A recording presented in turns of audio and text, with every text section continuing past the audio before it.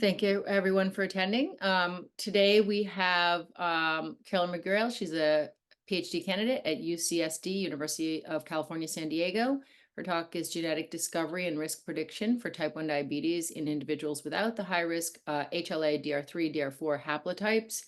And just a little bit about her. Carolyn McGrail is a graduate student in the BMS program at UCSD. She graduated from Baruch College with a BA in biology and chemistry and received a BA from Boston University in economics.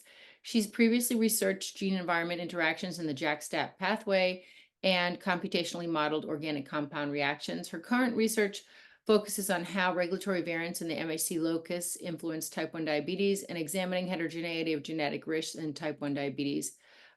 She's currently in the laboratory of Dr. Kyle Gaulton at UCSD, and after graduate school, she plans to examine ways to improve personalized medicine in autoimmune diseases using genetic approaches.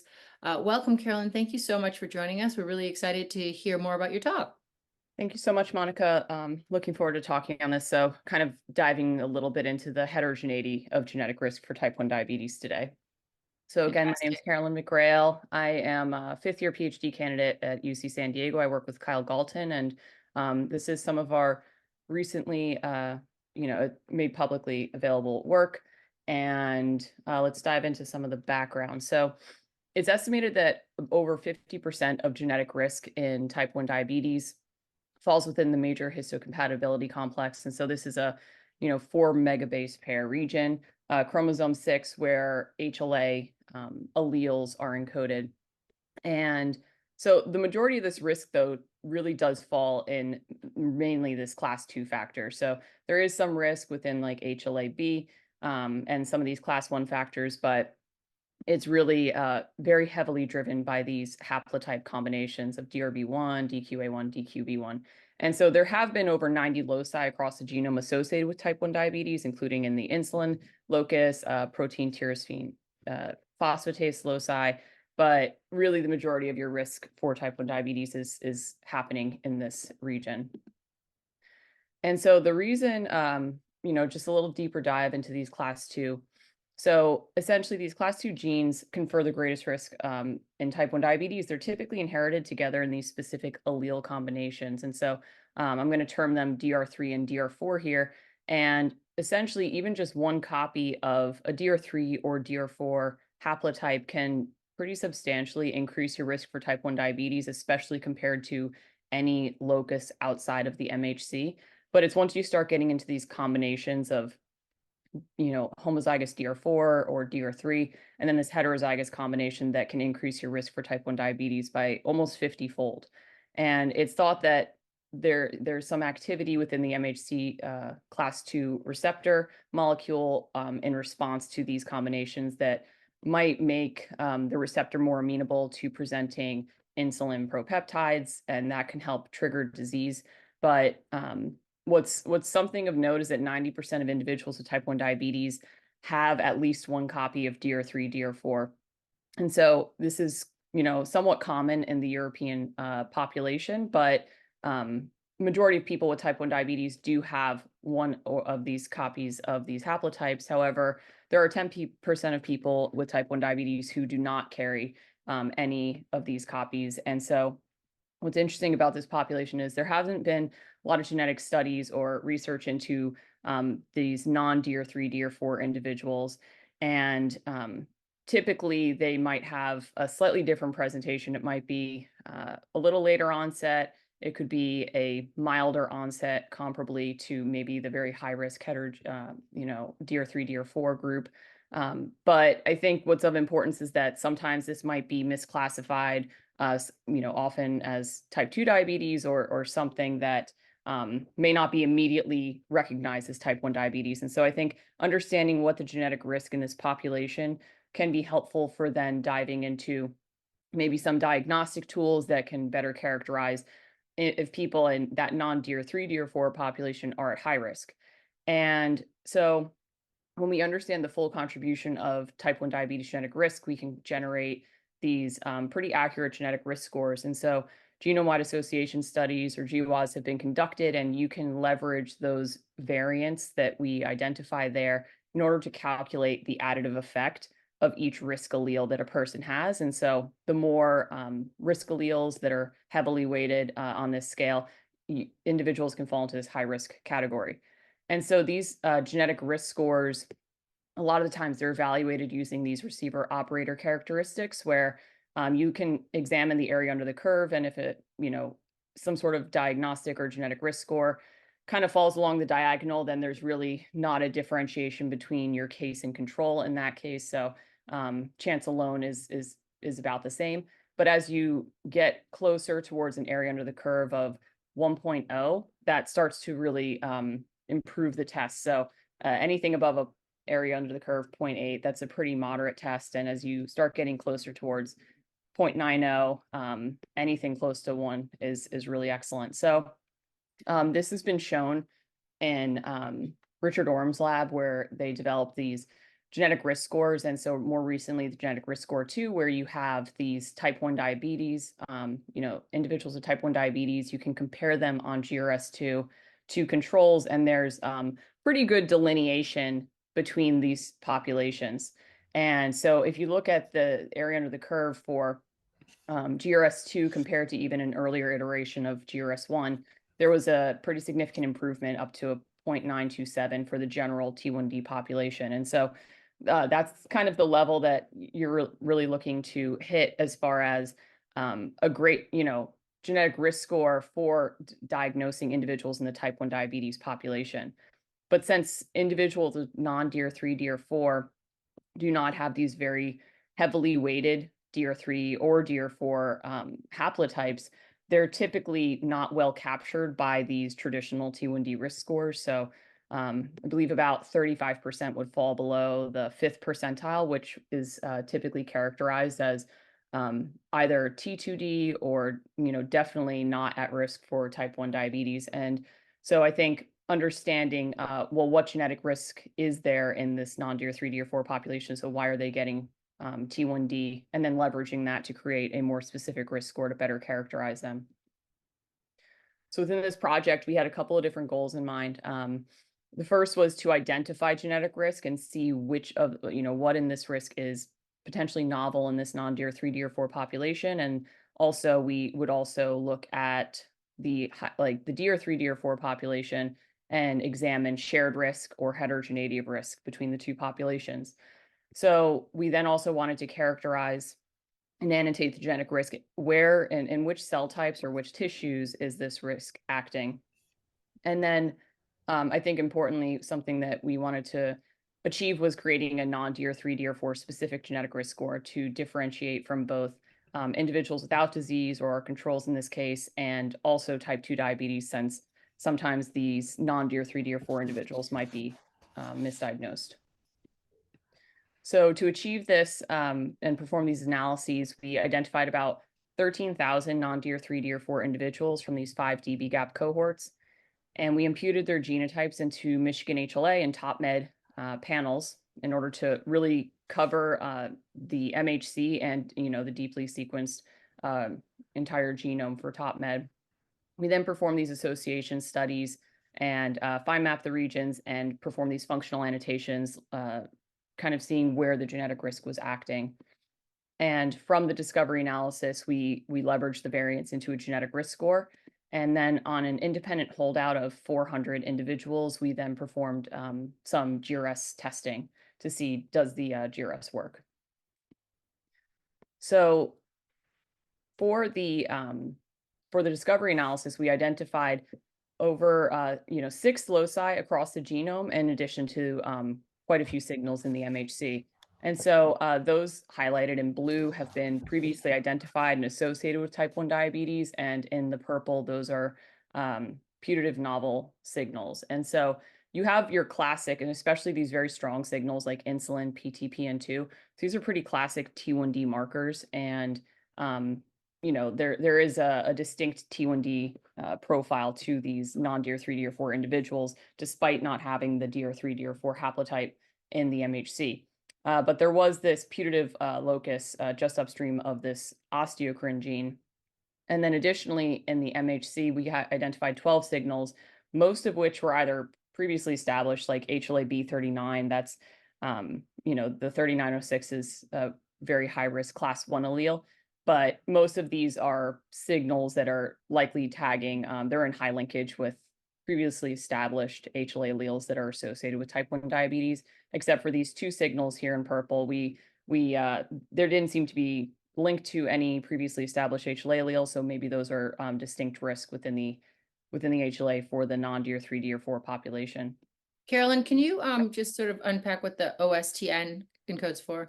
Yeah, so let me jump to the next one. Just we really want to look at the heterogeneity here, and so osteochrin is this activity stimulated myokine, and so it's secreted from the bones.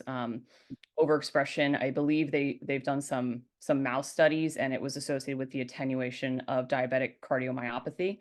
And I don't think too much has been looked into here, but there's definitely groups looking into osteochrin with regards to type 1 diabetes, but definitely a pretty distinct signal here within the non-DR3, DR4 population, especially compared to the DR3, DR4 population.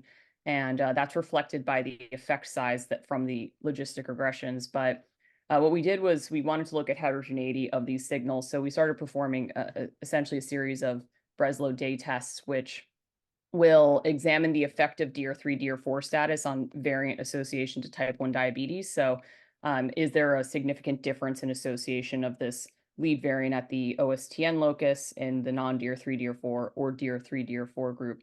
So there was a pretty significant difference for this particular signal. And so we then kind of spread it out a bit more, looked at a larger set of previously identified signals from former student Josh that has been previously published. And we saw that about 60% of these lead variants from about almost 90 signals across the genome have a stronger effect in the non-DR3, DR4 population. So suggesting there might be a higher polygenic risk across in this population. So compensating for that lack of DR3, DR4. So what we did again was perform these Breslow day tests and saw that there were some significantly higher significantly higher effects in this non-DR3, DR4 population. And some of these signals are interesting, like IFIH1, more of an innate immune response. So that's dominated by interferons. And we also have perforin and some of these signals that have been associated with either glucocorticoid response or cytokine response in beta cells. So some of these indicate potentially a more beta cell directed genetic risk that's more enriched in the non-DR3, DR4, and then also potentially some of this more innate immune response. And so what we see though in the DR3, DR4, where that's more so what you'd expect, the 90% of the individuals with T1D, very high risk in these IL2RA, IL2, CD69, very classic like T cell markers. So somewhat what you would expect for your T1D risk.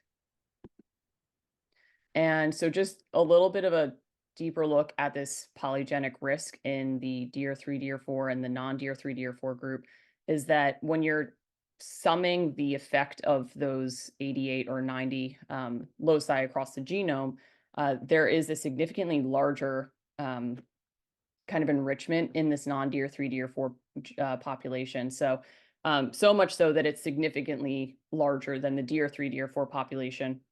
And that's just weighting it by what was in the summary statistics from the published data set.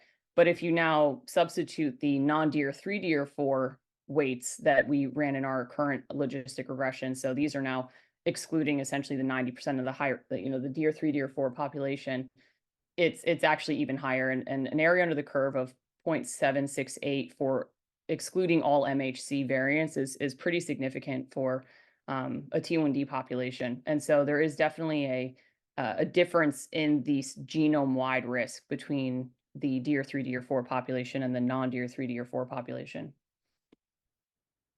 So switching over to the MHC, I think the MHC is a bit more complicated to look at sometimes than these loci across the genome. But one of the ways we wanted to examine the MHC was to see if we remove the effect of all DR3, DR4 alleles, so essentially conditioning those out in regressions, is there still a difference in effect or a heterogeneity of effect that remains in already previously established HLA alleles that are associated to T1D. So we looked at about 44 or so HLA alleles, and what I'm showing here are just some of the ones that were more significant.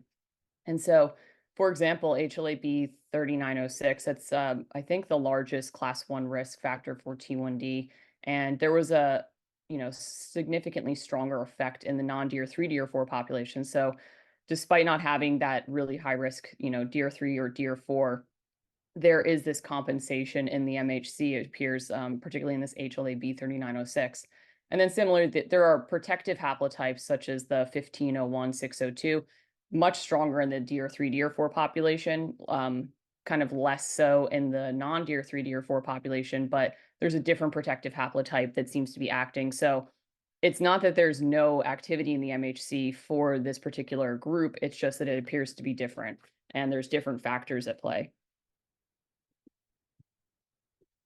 And so we also wanted to look at age differences. And so we kind of took our two young cohorts. So these are cohorts for T1D that they recruited individuals under the age of 16 or 17. And we saw that there was this consistent direction of effect in these particular loci from the discovery analysis, where there was a heterogeneity between DR3, DR4, and the non-DR3, DR4 group. And so we don't believe that age is at play, because occasionally it was actually much stronger in the younger groups, but these are something just to show that there's this unique difference between this non-DR3 DR4 population versus the DR3 DR4 population, and this is just consistent across the groups, particularly these young groups. So we really wanted to characterize the non-DR3 DR4 genetic risk, kind of like looking at it as a whole. And so we can leverage the summary statistics from the genome-wide association study and perform an LD score regression. So looking at where this genetic risk might be enriched. And so we leverage this data set from it's called our own paper, which are ATAC peaks of stimulated and unstimulated immune cells. And so above the diagonal line is the DR3, DR4 population. That's where there was a stronger enrichment in the DR3, DR4 population. And these are essentially what you would expect, a lot of these classical stimulated T cells, and really these expected kind of immune cells at play for type 1 diabetes. Whereas below the diagonal, there's a larger enrichment in the non-DR3, DR4 population. And so what we see here is that there's a stronger enrichment for stimulated B cells, NK cell types, different types of APCs. And so what's in blue was significant in the non-DR3, DR4 population. So there's still this strong T cell activity, but comparably, there's a much stronger kind of APC or NK cell type activity or enrichment in the non-DR3, DR4 population compared to the DR3, DR4 population. And next, we then decided to look at the gene pathway enrichment. So we ran MAGMA in order to look at where the summary statistics are also acting in these gene pathways. So again, with the DR3, DR4 population, we see a lot of your classical T cell gene pathways, so your IL-2 T cell differentiation activation, the CD4 T cell proliferation. So kind of exactly what you'd want to see for T1D. And with the non-DR3, DR4 population, you still see these T cell activity, but what's most significant in this group appears to be maybe a little earlier, maybe more of the innate immune response, indicating maybe there's a larger, and the environment has a larger role in the development of disease for this population. And then there's also appears to be possibly some activity within the beta cells that is a little bit more significant in this group, with the insulin secretion, possibly this ER stress. So it appears that there is definitely this classical T cell activity still. I mean, the PTPN2 too, those are all popping up within our discovery analysis. But what we're seeing is that it does appear that there's maybe more of an antigen presenting cell, maybe an innate immune response as well at play, that might take a larger role. And so now we then kind of jumped forward to developing this genetic risk score. And so we generated two non-DR3, DR4 specific genetic risk scores. The first one was essentially just leveraging the discovery signals. So there were 18 different signals, 6 in the non-MHC, 12 across the MHC, and we made that into a 18 variant genetic risk score. Then we also created a 100 variant genetic risk score. So the same thing from the discovery set, but then we added in 82 non-overlapping MHC risk signals. So that was from this data set that former student Josh published. And so then we compared the ability to distinguish T1D from both non-disease or our controls in this case, and then also type 2 diabetes against the GRS2 from Richard Orm's lab. So first, we wanted to look at non-DR3D or 4 genetic risk scores and their ability to differentiate individuals in that category with T1D against all controls. So these are DR3, DR4 backgrounds, non-DR3, DR4 backgrounds, just your entire general European control background. And so what we saw was that in the 18 variant GRS, there was a significant improvement to differentiate T1D from controls in compared to the GRS2, which kind of fell a little bit lower. But when we add in this additional non-MHC signals, that it really does improve the score. So even against a background that has the DR3, DR4 in a pretty high proportion in that control background, you can still well differentiate disease from not disease. And this is because the MHC from this discovery analysis, so those 12 variants, has a pretty high degree of specificity at an area under the curve of 0.806 compared to GRS2.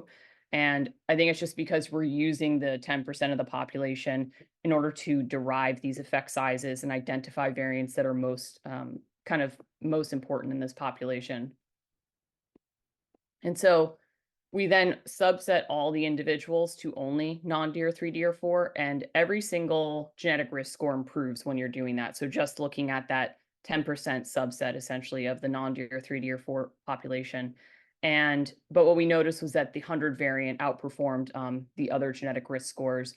And again, that's just due to now this MHC specificity is being a little bit is helped by these additional non-MHC variants from the 100 variant genetic risk score. So shifting over to type 2 diabetes, because I think it's important that we can not only differentiate this non-DR3, DR4 group from controls, but also from type 2 diabetes, especially if there's the potential for misdiagnosis or mischaracterization. So we noticed that there was actually, just looking at the entire T2D population, so this is about 2,000 individuals from a WTCC cohort that we used, and the non-DR3, DR4 T1D was able to really be well distinguished from the entire T2D population with an area under the curve of 0.89, which was pretty significant even before subsetting. And when we add in the 100 variants to the GRS, it was over 0.9, which was pretty I was a little bit surprised. It was just interesting, and that's really driven by the MHC. So there was a huge difference between the T2D MHC risk versus the non-DR3, DR4 MHC risk, and that's really what's driving this genetic risk score here. And so again, subsetting, the 100 variant genetic risk score outperforms the other risk scores, and so folding in these additional non-MHC variants really does help distinguish disease in this population.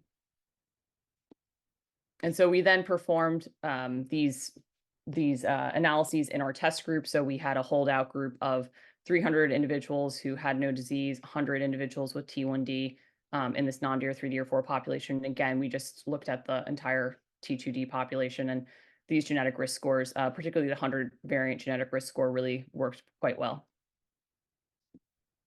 And so overall, the non-DR3, DR4 risk, this genetic risk really appears to be enriched in these antigen presenting cells, NK cells, even beta cells.